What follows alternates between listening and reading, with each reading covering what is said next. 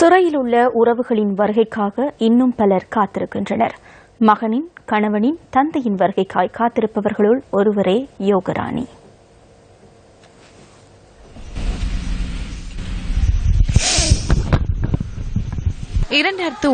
ஆண்டு ஓமந்தை சோதனை சாவடியில் ராணுவத்தினரால் நடேஷ் குகநாதன் கைது செய்யப்பட்டார்.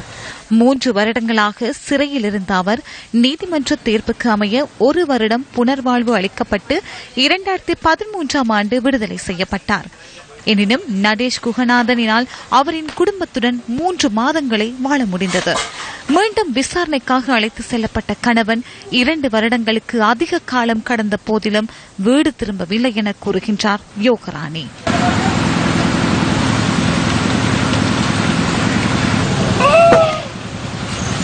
மேகசின் சிறைச்சாலையில் தடுத்து வைக்கப்பட்டுள்ள கணவன் எப்போது வருவார் என யோகராணியும், தந்தை எப்போது வருவார் என்று 2 பிள்ளைகளும் காத்திருக்கின்றனர்.